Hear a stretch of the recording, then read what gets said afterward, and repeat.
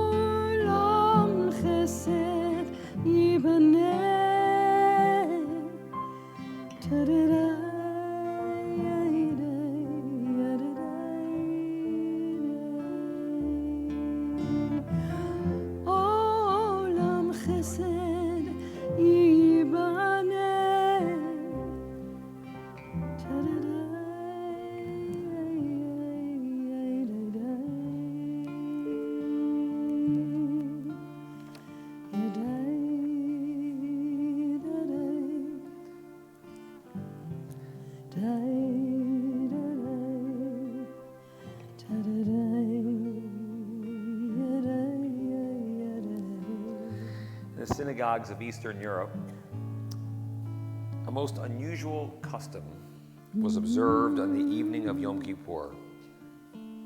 Prior to the chanting of Kol Nidre, each congregant was expected to approach another and ask for forgiveness. Each person would move to another and whisper, Zait mir mochel, please forgive me. Upon hearing the request, the listener would respond, Ich bin dir mochel, I forgive you.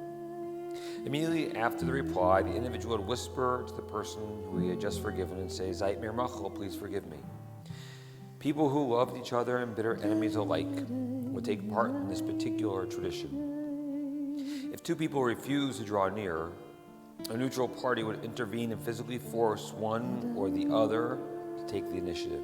Hurts were not always healed, but lesser arguments were assuaged, antagonisms were sometimes softened, and sensitivities were absolved. Tonight, Selichot takes the place of this ceremony. So we have a few traditions that are a part of that for us at Temple of Shir Shalom. One, this time of masquerade where we prepare for the holidays. The idea is that we take our mask off. And why? The tradition would be a midnight service. Our stamina does not let us do midnight services. As a matter of fact, I got a call from a congregant saying, if we could do 9:30, why can't we do 8:30? So we do this as a special service, as a way to prepare for the holidays. But another thing that we do that's important to us is that we get ourselves ready by getting our Torahs ready for the holiday as well. In a moment, I'm going to call up all of our families one by one to help us who are in the year of Bar and Bat Mitzvah, to help in holding Torahs and dressing Torahs. But before we do that, we should become a community. So find someone you're sitting near who you may or may not know, introduce yourself to them, and wish them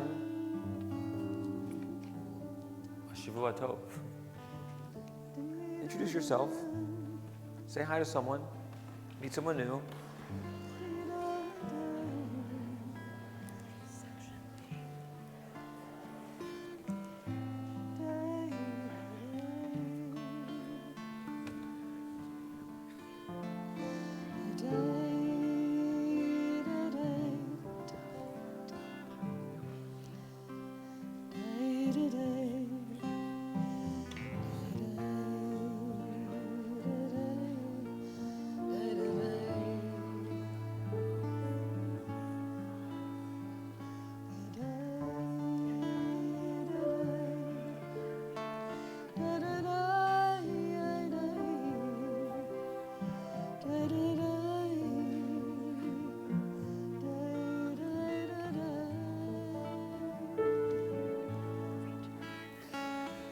So I'm going to invite,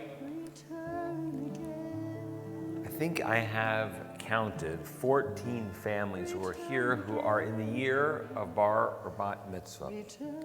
And so I'm trying to do my best to call up 2 families at a time to come help hold and dress Torahs with this process.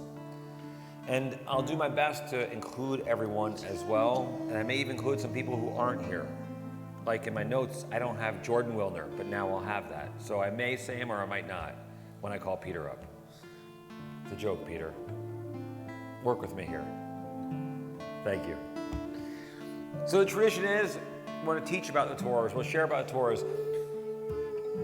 When you have a bar bat mitzvah, or when you did already last June, you know who I'm talking to, you get to choose which Torah you will read from.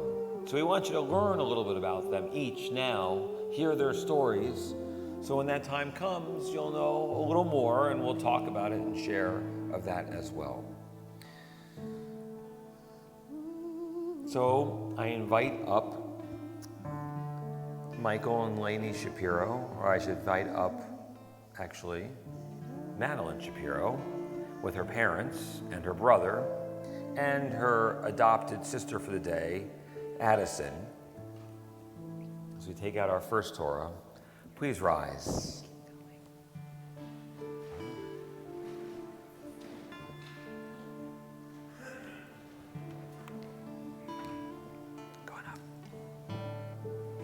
We start with the first Torah that Temple Shir Shalom was given, the baby Torah, the bridal gown Torah. This is the Torah that, as the story is told, was smuggled out of Nazi Germany in 1937. The gentleman was the vice president of the Progressive Synagogue in Berlin. His daughter was 20 years old, had recently been married, and so he opened up the box that held her wedding gown and put the Torah in there without telling her it was there. 37, you could still get out of Germany. The Nazis had come to power, but it wasn't the Holocaust yet. And so they were able to walk past guards without her body language giving away that she had a Torah in there. And the Torah and the wedding gown went into her attic and went from house to house to house. And then, as would be, she had sons and they were married, and now in her 80s, she went back to her attic and was going through her possessions. She now was ill. Opened up her dress for the first time and found that Torah in it. Because it wasn't hermetically sealed, it was covered actually in spider webs. She brought the Torah to Temple Shir Shalom to Rabbi Schwartz, and for our first 3 years, it was the only Torah that we had. It was the Torah that every bar mitzvah had to read. A small Torah means small words. Same words, but important still as well. And so that Torah became a symbol for us of determination, of perseverance, and we still read this Torah every year on Rosh Hashanah. And so we'll unroll that scroll, hold it together, and tell a story. It's about 185 years old now as well. And so we continue with that tradition, honoring it too. The next Torah that Temple got is in the far back, so we'll go to the third Torah the Temple got. And I invite up Dana Edelstein with her dad, who I think is just dad's here, right, Mark? Come on up, too.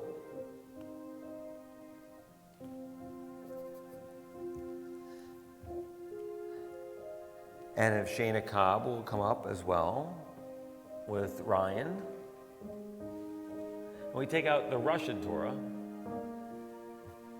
Far right. It's sort of a game we play with Rabbi Schwartz. He's also sleep deprived, so it's even more fun this way. This is the third Torah that Temple received. It was brought to America by Russian immigrants who came here in 1991. That's when we got the Torah. The Torah, as well, is about 180 years old, and it was in Odessa, actually the Ukraine, for 70 years from 1920 to 1991 before it came to us. We don't know where it was the previous 80 years of that. But a scribe, not long ago, about 12 years ago, when making our Torah covers kosher, looked at that Torah and said it's written in a Dutch style. Oh, I realize what it is. The 25th should go on that one. Yeah, I'm not sure how that's going to happen. It'll work. And it's written in Dutch style. What does that mean? We don't know. Maybe it was actually written in Holland and somehow got to Odessa, a port city, a city on the water. Or maybe it was a Dutch scribe who found himself in Russia writing Torahs. Or maybe a Dutch scribe taught some Russian scribes how to do Torahs his way. It's sort of the mystery that we have and that we still get to hold on to. What does it mean that it's written in a Dutch style? You know, I type in Garamond, you type in Palatino, you type in Times New Roman. They all pretty much look the same, but to the trained eye, you can see it's a little bit different. I'm going to invite Avery Gatch up with his grandpa and Sophia Marks to come up with her mom.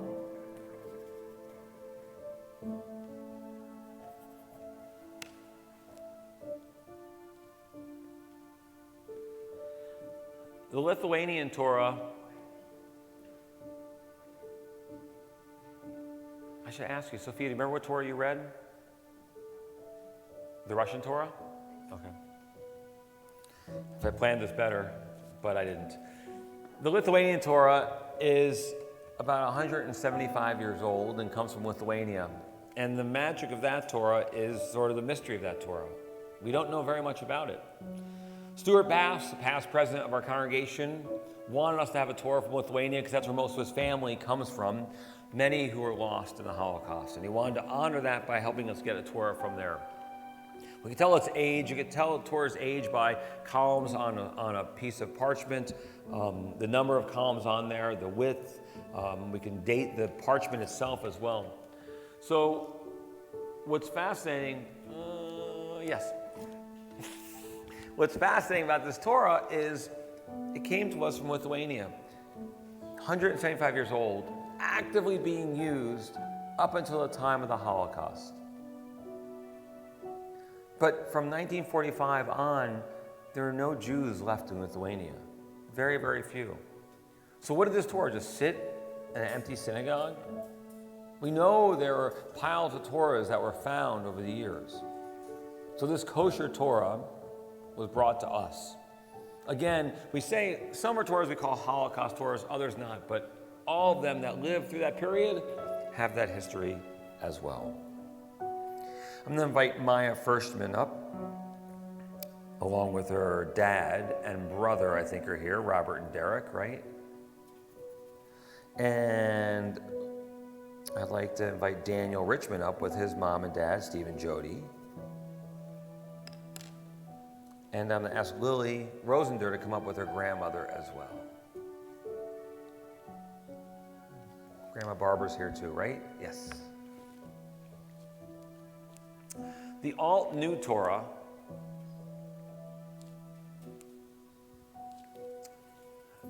Temple was able to get in honor of our 10th anniversary. Seems like yesterday. I think the Termans were probably here when we dedicated that Torah. And so that Torah was written in 1942 in Berlin. A scribe who was still there in hiding wrote 3 Torahs. So the legend goes, hid them away. The community sort of knew it. They were in a barn in 3 boxes, rectangular boxes. And they sat there. He was captured by the Nazis and he was murdered. But in 1998, they were making way for a new industrial park, strip mall, and they leveled that barn and found those Torahs there. And what the German Jewish community wanted them to go to was a new synagogue. Temple was 10 years old at the time. So we were able to get that Torah. It's called the Alt New Torah, the Old New Torah.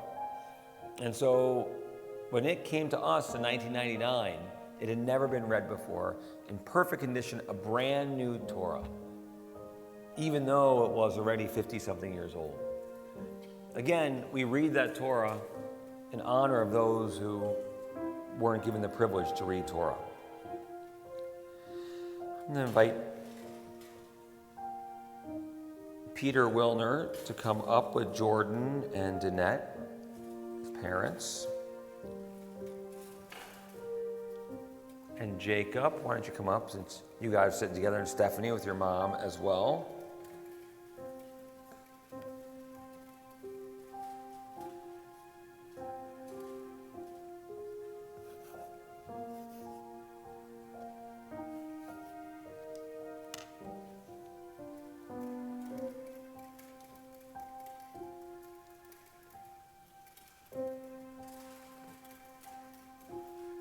A few more left. So we're going to go back to our second Torah, our Czechoslovakian Torah, or the Colon Torah, or also known as the Holocaust Torah. And this is the Torah that was part of the 1,564 Torahs that were found in the Great Synagogue in Prague in 1964. Hitler wanted to make a museum about the people he was going to wipe out. And so, literally, they would save candlesticks and Kiddush cups and Torahs and cart them away. And they used the Great Synagogue in Prague as a warehouse, a storehouse for that. And it sat there. The Jewish community didn't get back to the Great Synagogue in Prague until 1964, and there they found 1,564 Torahs literally piled up. And so we're part of the Colon Torah Project. The synagogue in London, England, took it upon itself to restore them to the best of their ability, to make sure they would come back to life with a commitment that we read that Torah. So this was the second Torah that we ever had. And we read this Torah on Yom Kippur. However, because of its treatment over the years, because of what happened to it, it's faded. It's in not in perfect condition. According to Jewish law, a Torah is kosher if a bar mitzvah boy can read it. We'll say bar mitzvah girl too, bar mitzvah girl. So you guys know your Torah portion so well, you can still read it. But the reality is that for us, its story is so important that we continue to read it, and so we tell its story on Yom Kippur. I'm going to invite Julia Singer to come up with her mom, and Dawn is here, and Natalie Weissman, who's here with her parents, Michael and Tracy.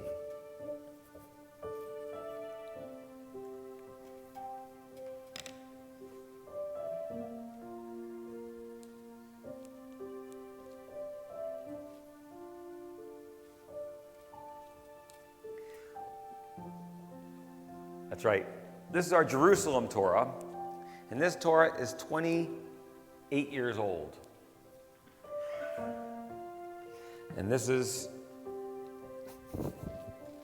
Michael gets to feel the weight of one of our heaviest Torahs now. We didn't have a Torah from Israel. We have Torahs, as you heard, from Czechoslovakia, from Germany. We even have one from America. And Rabbi Schwartz wanted to help us do that, Rabbi Schwartz the elder. And so when his first grandson, Gabe, was born 14 years ago, Gabe had his bar mitzvah last year, when Gabe was born, Rabbi helped us get that Torah. And so we got that Torah 13 years ago. It was the first year of Gabe's life. And it was about 15 years old at the time, and it came to us from Jerusalem. And so it was important that we could have that as well.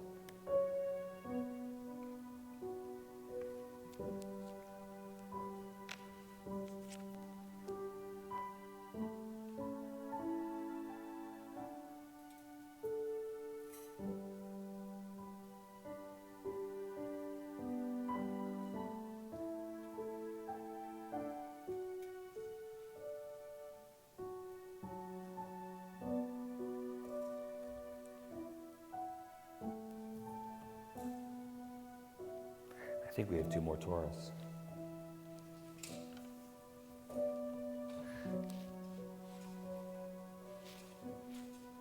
And then invite Ari Nikolovsky, along with his parents, Eugene and Marina, his brother Leo.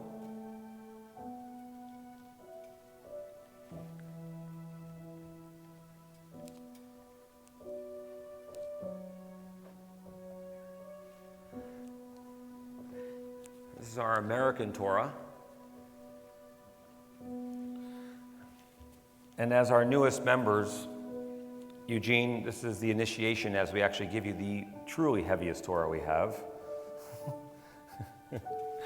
The American Torah was written in 1938 in New York City. Someone here at Temple had it commissioned in honor it was someone's great-grandfather. They lived in Flint, had it commissioned in honor of great-grandma. And so the Torah lived in Flint for a long time. When the family moved here about 25 years ago, they were able to bring it to us and give it to us.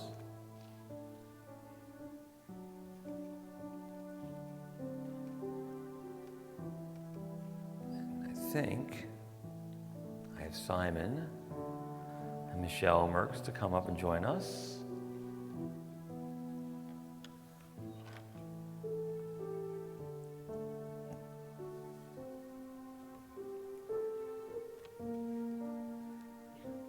For our last Torah that we're addressing is our 25th anniversary Zif Torah. And this is a Torah that more and more of our bar mitzvah kids have been reading because a lot of them wrote letters in it. This is a Torah that we commissioned and wrote and were a part of for Temple's 25th anniversary that we dedicated almost 4 years ago. And of course, it's in perfect condition. Most of it was written in Jerusalem, but 352 of its letters were written here at Temple Shir Shalom on this bima with our families.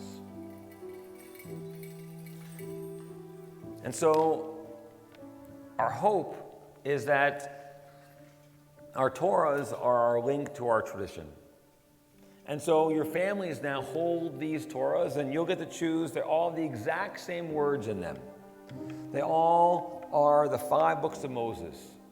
Every one of your Torah portions is in every one of these Torahs. But each one is unique. It was written by a different hand, by a different individual. I always think about when I read Torah, who was the person who wrote this Torah? What was he thinking? What was meaningful to him? What was his community like? Did he have the joy that we get to celebrate? Did he have madrachim and the fun of retreats? Probably not. But how did he make his Judaism live? And we are inheritors of that. I didn't mention that the Holocaust Torah that Peter is Jordan's holding, is 470 years old. I always think about what was the community like of Jews that read the exact same Torah that we read. What was for our bar mitzvah then? And we inherit that tradition. We make it live. We get to have that for ourselves.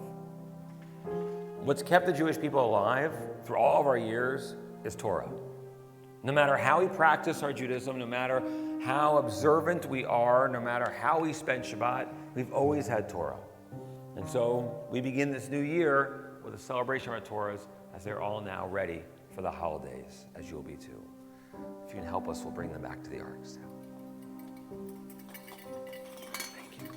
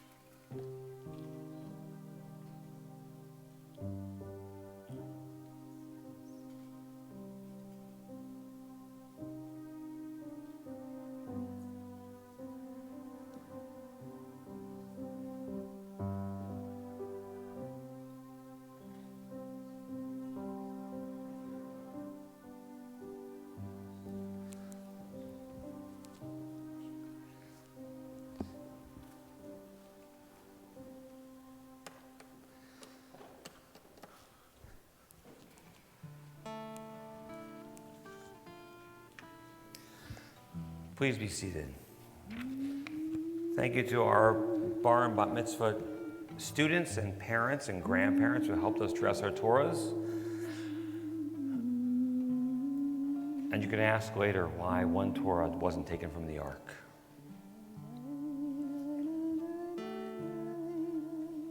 We begin with Havdalah now, the service which separates Shabbat from the rest of the days of the week, the holy from the profane. Selichot begins another time to distinguish as well, to separate with this evening. We separate the holy days from the rest of the year. Our prayers tonight help us begin again. They help us to return. They help us to set our mind, our thoughts straight. Selichot creates within us a sense of relationship, first with ourselves, then with everyone around us, and finally with God. Maker of the universe, great and holy God, your wisdom rules the world. You give courage to the faint of heart. Your love sustains and shields us. Blessings without number you bestow upon us. We thank you for the life which you have given us and for the manifold bounties with which you have favored us during this past year. And now, as we approach the new year, we beseech you to grant us life, sustenance, strength, and happiness. Together, remember us unto life, O God, who delights in life. Inscribe us in the book of life. You are the giver of life.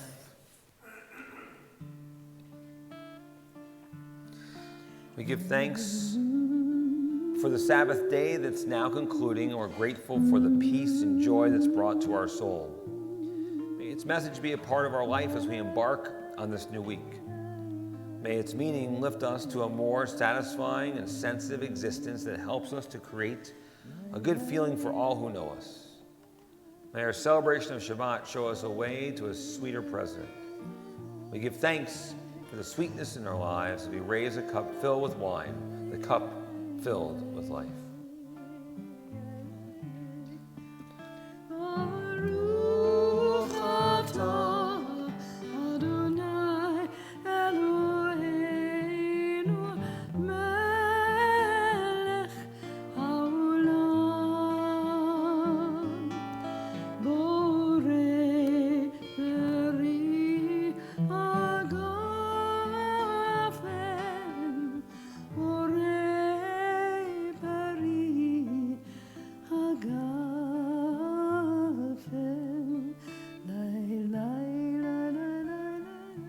Blessed is the eternal, our God, ruler of the universe, creator of the fruit of the vine. May we use our God-given gifts to help others and ourselves.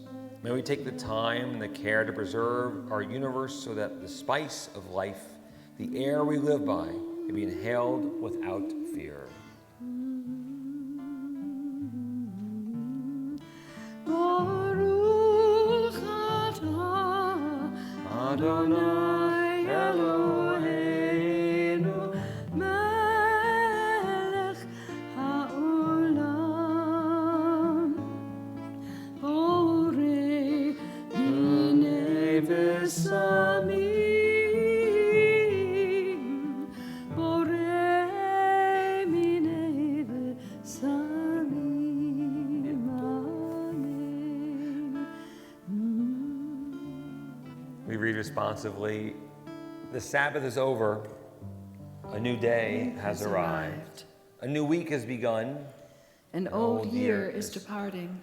A new year is on the horizon. When heavy burdens oppress us and our spirits grow faint and the gloom of failure settles upon us, help us to see through the darkness to the light beyond. To you, O God, we turn for understanding. Turn to us and help us. When we're tempted to suppress the voice of conscience, to call evil good and good evil, turn our hearts to the rights of others, make us more responsive to their needs. To you, O Eternal, we turn for guidance. Turn to us and help us. When we become immersed in material cares and worldly pleasures, forgetting you, we find that all things bear witness to you, God, and let them lead us back into your presence. To you, O God, we turn to us and help us.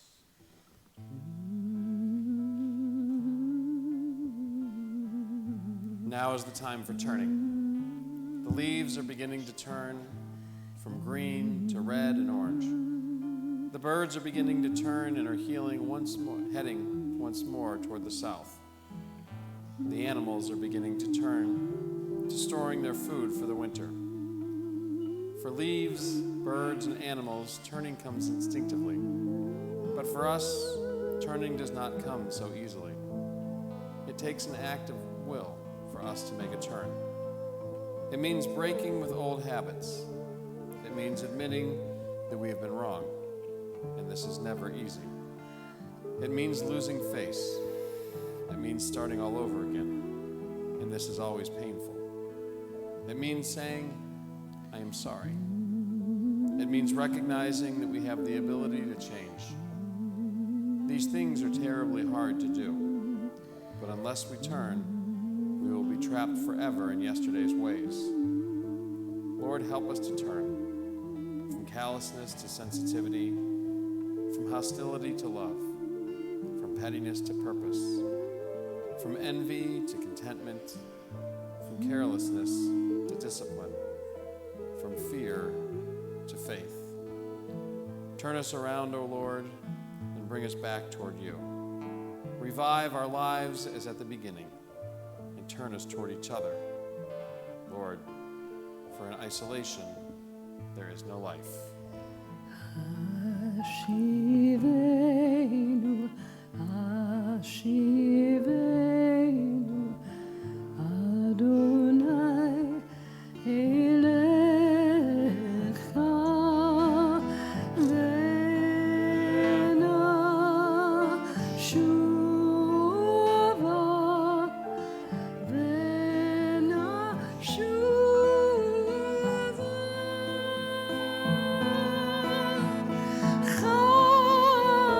Chadesh Chadesh Yameinu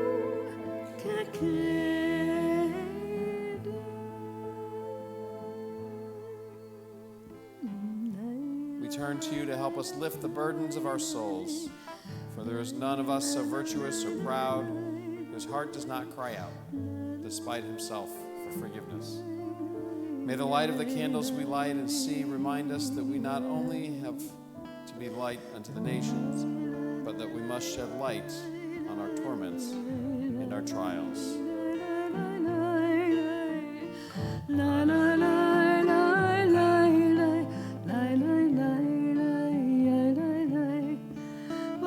Baruch atah Adonai Eloheinu melech haolam borei meorei ha'esh borei meorei ha'esh Amen. Blessed is the eternal our God, ruler of the universe, creator of the light of fire.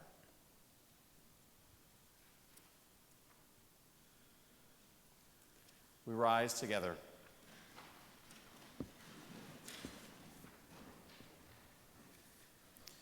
For the sin which we have sinned against another human being under stress or through choice. For the sin sins we have which we sinned have against sinned another another human human being. openly or in secret. For the sin which we have sinned against another human being in stubbornness or in error. For The sin which we have sinned against another human being through the evil meditation of the heart. For the sin which we have sinned against another human being by the word of mouth. For the sin which we have sinned against another human being by the profaning of your name. For the sin which we have sinned against another human being by hating without cause. Ve'al kulam Eloha Selichot Salach lanu Machal lanu Kaper lanu. Ve'al kulam Eloha Selichot Salach lanu Mechal lanu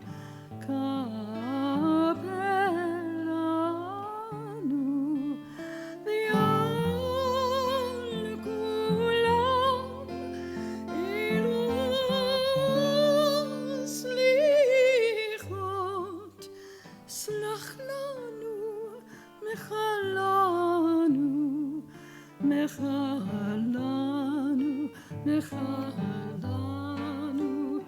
Kaper Lanu. For all these sins, O God of mercy, forgive us, pardon us, grant us atonement. Our God and Creator, each one of us calls to you from the depths of his and her own being. Each one of us is alone in his or her thoughts. Each one solitary in hers or her prayers in this hour of Selichot.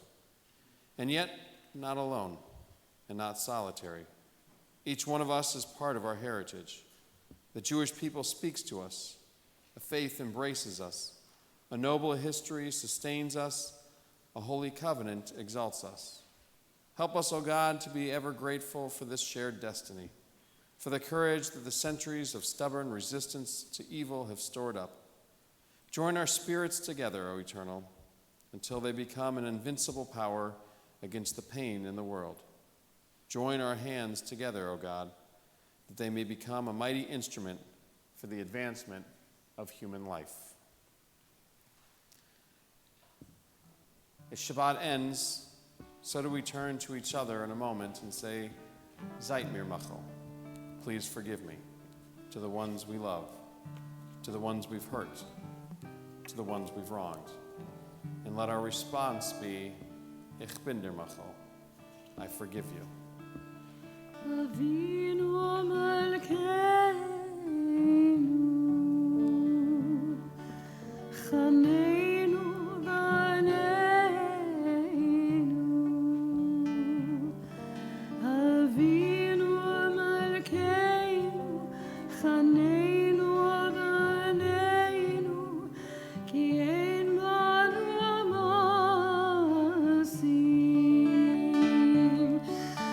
Asay imanu, tzedaka v'chesed. Asay imanu, tzedaka v'chesed, ve'hoshienu. Asay imanu, tzedaka v'chesed. Asay imanu, tzedaka v'chesed, ve'hoshienu.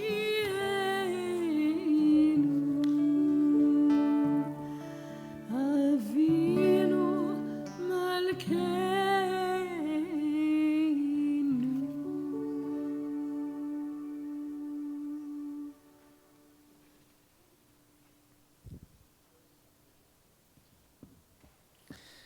The tradition is that we each think, as we look at these flames, of our past year. Things that we have done that make us proud. Things that we have done that make us feel good. And even things we have done that maybe we're not as proud of. That we could do differently, that we could do better. Times we may have hurt others unintentionally. And so this is the beginning of that season where we can ask forgiveness. As we do with the candle of Havdalah, and it's put out eventually, so can the flames of hurt as well. And so tradition is that we turn to one another and we say, Zait mir machal, please forgive me. And the people we say it to say, Ich bin dir machal, I forgive you. You can do just the English if you want. But it's a tradition. It's a way to center ourselves, reminding ourselves of the power we have within forgiveness. To turn to those around us, those we came with, those nearby, and to say, Zait mir machal. Zait mir machal. Ich bin der machal. The three ways. Zait mir machal. Ich bin der machal. Zait.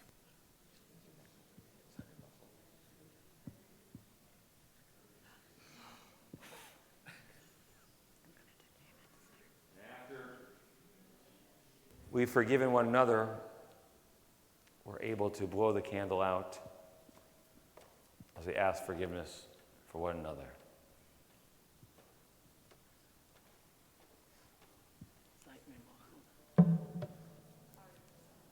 That's right. That's okay. You're supposed to. I forgive you. Blow it out.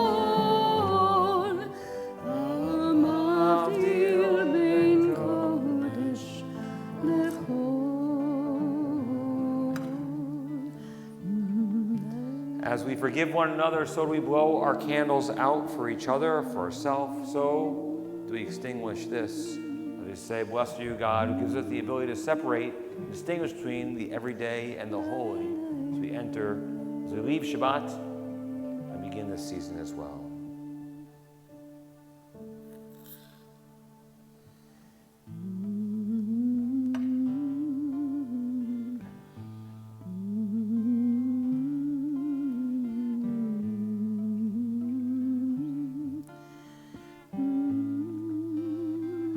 So in this season, so is it our time to awaken our spirit, reminding ourselves, and of course, that comes from the call of the shofar. And I invite Ben Bershad to join us on the bima.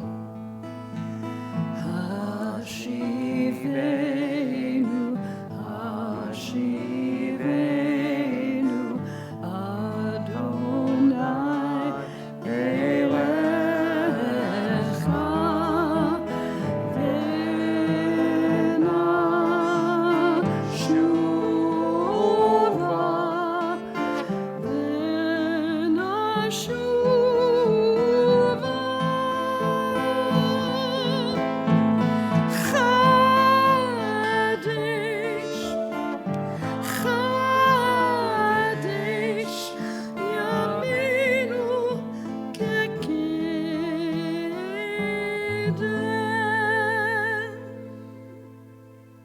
Tekiah Gedolah.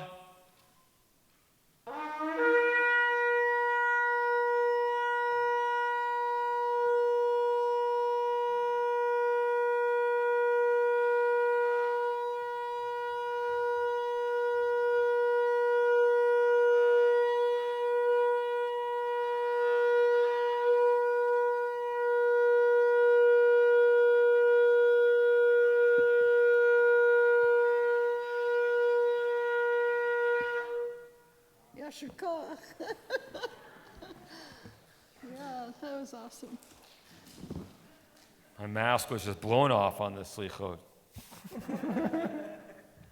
And so we say Shavua Tov, we say Shana Tova, and we wish one another a good and sweet year. It's a way to begin the season, a way to give us that perspective, that reminder of what's most important. And what matters most are the relationships that we have, the people who are around us right now. That we have the capacity to bring people into our life, to help each other, and even when we've wronged, to ask for forgiveness. The beauty in our tradition is that we don't just begin, we can begin again.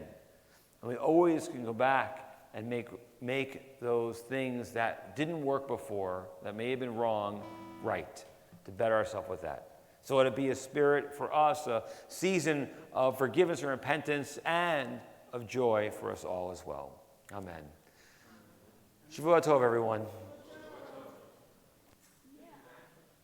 There's plenty of donuts and cider out there from our preneg. If you'd like to take a box home with you, please feel free to enjoy that.